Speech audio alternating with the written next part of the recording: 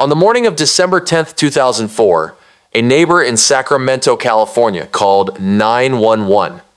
She had found a note on the door of the apartment next to hers. The note asked whoever found it to call an ambulance. Inside the apartment, she found Gary Webb, 49 years old, Pulitzer Prize-winning journalist. The man who had proved that the CIA was flooding black neighborhoods with crack cocaine. He had been shot in the head twice. The Sacramento County coroner ruled it a suicide.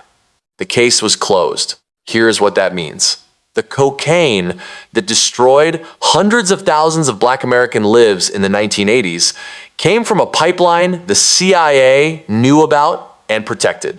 The war on drugs that imprisoned millions of people was fought against an epidemic the government helped create.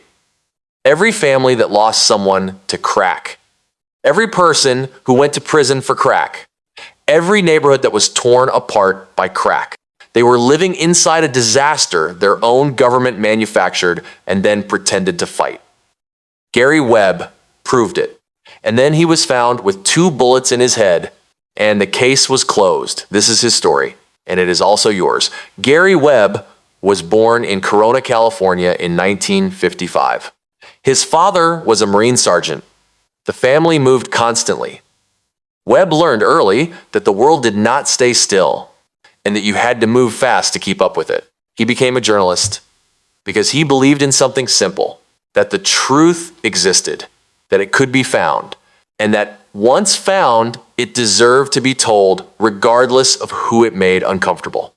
By the mid-1990s, he was working as an investigative reporter for the San Jose Mercury News in California. He had won a Pulitzer Prize as part of a team covering the 1989 San Francisco earthquake. He was respected, he was established, he had a career. In 1995, a woman named Carol Hall contacted the Mercury News. Her boyfriend, Ricky Ross, was one of the largest crack cocaine distributors in Los Angeles history. He was on trial for drug trafficking. His lawyer was arguing something extraordinary. He was arguing that the federal government should not be allowed to prosecute Ricky Ross because the federal government had helped create him. Webb started pulling at that thread. What he found over the following year would change his life permanently. Ricky Ross had a supplier, a Nicaraguan exile named Oscar Danilo Blandon. Blandon was selling cocaine to Ross at prices so low that Ross could flood South Central Los Angeles with crack and still make enormous profits.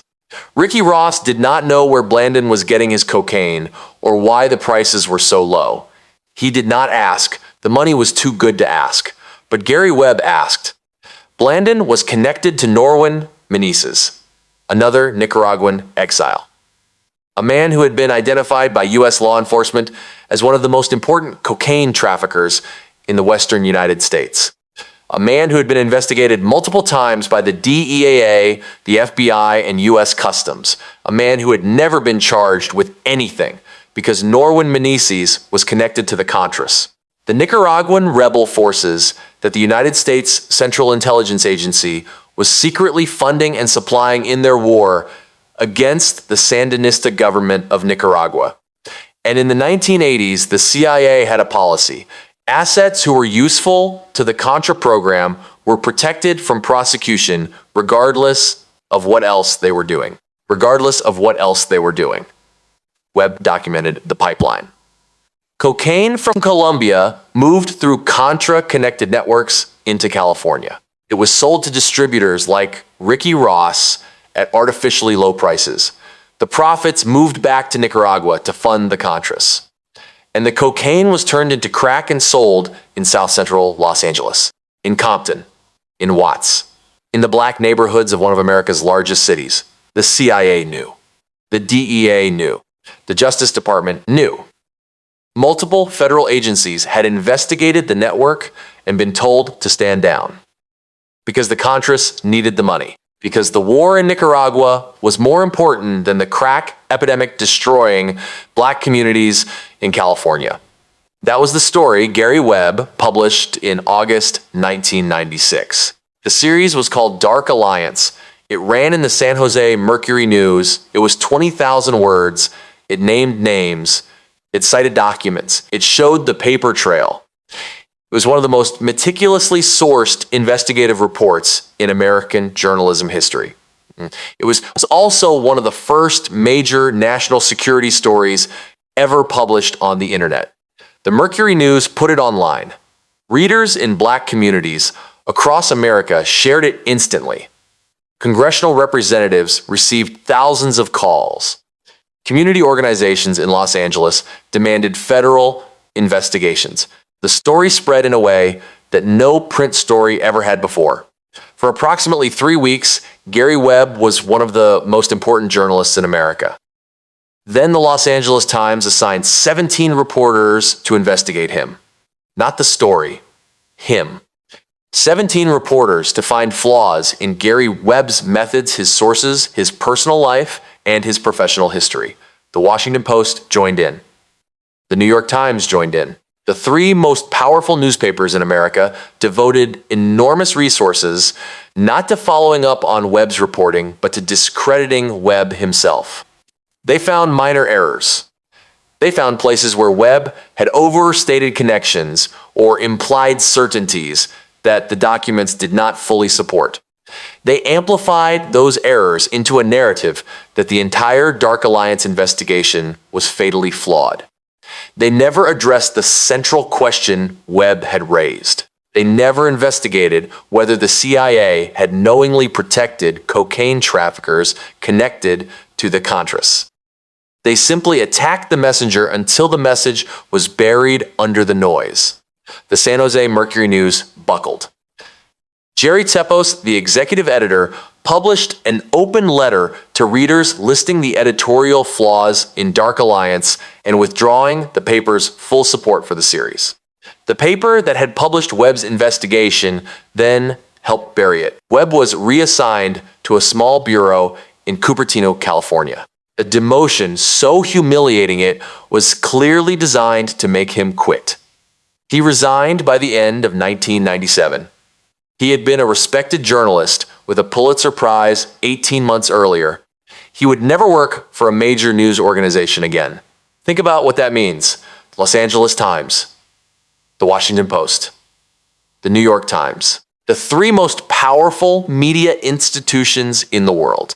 They did not investigate whether the CIA was protecting drug traffickers who were destroying black communities. They investigated the journalist who asked the question. They assigned 17 reporters to destroy one man, and they succeeded.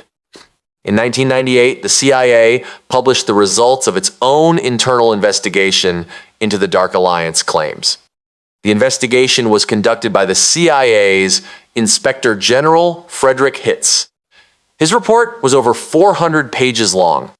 It confirmed that the CIA had worked with Contra networks despite credible drug-dealing allegations against them. It confirmed that the CIA had failed to report drug trafficking information to the Justice Department as required by law. It confirmed the central thesis of Gary Webb's reporting. The report was released on a Friday in October 1998, the same week that the House of Representatives was debating the impeachment of President Clinton over the Monica Lewinsky scandal. It received almost no coverage. The newspapers that had spent 18 months destroying Gary Webb's reputation ran brief summaries inside their papers. The New York Times gave it 800 words on page 16. Gary Webb watched his vindication happen in near total silence. He spent the following years working as an investigator for the California State Legislature. He wrote a book expanding on Dark Alliance. He did freelance investigative reporting wherever he could find it. He struggled financially. He struggled personally. His marriage ended. He could not find steady work because his name was permanently with a controversy that the media establishment had decided he had lost. By 2004, he was 49 years old. He was broke. His house had been repossessed. On the day he died, he was supposed to be moving out. His friends knew he was struggling. Some were worried about him. They were also aware of something else. In the months before his death, Gary Webb had told multiple friends that he believed he was being followed, that he had noticed the same vehicles appearing near his home repeatedly, that he had found evidence that someone had been inside his house, that he had received what he understood to be threats. He told one friend that he was afraid. He had been an investigative reporter who had exposed CIA connections to drug trafficking for a decade. He knew what it meant when people started following you. On December 10th, 2004, he was found dead. 2 gunshot wounds to the head, both from the same gun, a .38 caliber revolver found at the scene. The Sacramento County coroner ruled his death a suicide. Their position was that it was possible and had been documented in other cases for a person to survive the first gunshot wound to the head long enough to fire a second shot. This is technically true. It has happened. It is extremely rare, but it has happened. The coroner closed the case. Webb's family accepted the suicide ruling. His mother, his ex-wife, his children. They said publicly that Gary had been struggling deeply and that while the circumstances were painful, they accepted the official finding. His colleagues and his friends were less certain. Robert Perry, the investigative journalist, who had originally broken parts of the Iran-Contra story in the 1980s, said directly that he did not believe the official account. Nick Shao, the journalist, who investigated Webb's death extensively, found no definitive evidence of conspiracy, but noted that the circumstances remained genuinely unexplained and that the 2 gunshot wounds had been documented incompletely by the original investigation. The Kill the Messenger film starring Jeremy Renner was released in 2014. It portrayed Webb as a hero and the government and the mainstream media as the villains. Several of the major newspapers that had destroyed Webb's career published mixed or negative reviews of a film about how they had destroyed his career. Here is what the official record shows. Gary Webb proved that the CIA had knowingly protected cocaine traffickers who were flooding Black American communities with crack because those traffickers were useful to a covert war in Central America. The CIA's own Inspector General confirmed this. The Justice Department's own Inspector General confirmed this. The confirmation came too late and was buried too effectively to restore Webb's reputation or his career.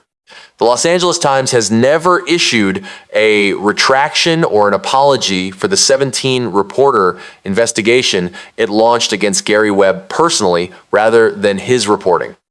The New York Times has never acknowledged that its coverage contributed of a journalist who was substantially correct. The Washington Post has never revisited what it did to Gary Webb in 1996 and 1997. Gary Webb was right. The institutions that destroyed him were still publishing. He is dead. They are still publishing. And here is the thing that should stay with you. The crack epidemic did not happen because Black communities were weak or criminal or incapable of resisting it. It happened because a foreign policy decision made in Washington, D.C. created a cocaine pipeline into those communities. It happened because federal agencies knew about that pipeline and protected it. It happened because when a journalist finally proved it, the most powerful media institutions in America chose to destroy the journalists rather than follow the story. Every family that lost someone to crack cocaine in the 1980s and 90s deserved to know this. Most of them never did. Gary Webb tried to tell them. He was found with 2 bullets in his head on December 10th, 2004 in Sacramento, California. The Sacramento County coroner ruled it a suicide. The case was closed. 2 bullets, 1 gun. Case closed. And the people who destroyed him are still there, still publishing, still deciding what you are allowed to know and what you are not.